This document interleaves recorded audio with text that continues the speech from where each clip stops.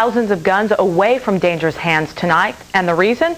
Background checks. The Justice Department issues a new report praising the checks and national efforts to keep guns away from criminals. Channel 2's Megan Waller is now live in the newsroom and joins us with details. Megan. Laura, before the Brady Law in 1994, gun purchases were based on the honor system. You filled out paperwork and there was no way for anyone to really know if you had a record someplace else.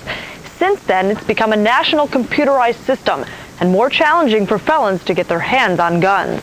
$100, $50 bill, 50, now 75. An open-air gun auction in Anchorage. 160 guns in bins and on tables, confiscated by the Anchorage Police Department, now for sale. Sold it, $75. Anchorage Municipal Code says unclaimed property gets auctioned off, and that includes guns. Two even, 2 1/4, 2 1/2. But getting a gun is not as easy as waving a card. Background checks are keeping buyers in line and weeding out potential problems. Anyone registering to bid, if they become a successful bidder, have to run the check on them. And if they don't clear, we don't give them the gun. Nationwide, many who should not get a gun try to get away with purchasing one.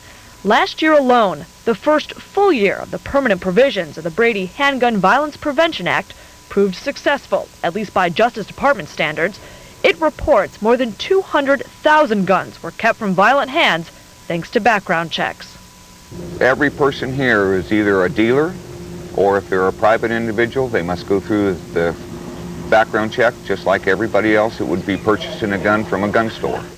Dealers say the only difference, usually the cost, cheaper at an auction. Sold it, $75. Most here are dealers with federal firearm licenses. The rest must fill out paperwork while the auction company calls in the information. Information often available in seconds or days if there's some confusion or even a criminal record.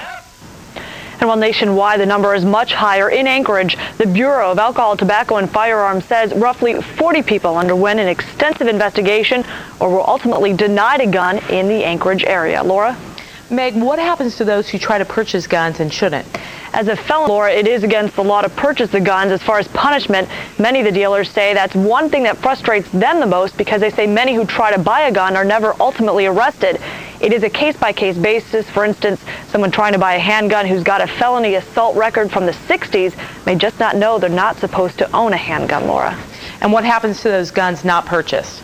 If they're not purchased, I'm told they go back to the police department and destroyed. Remember, the auctioneers are picky from the start. They don't take any unsafe or illegal or even cheap guns to begin with. Those are destroyed as well. Okay, thanks a lot, Meg. That's Megan Waller reporting live from the Channel 2 newsroom.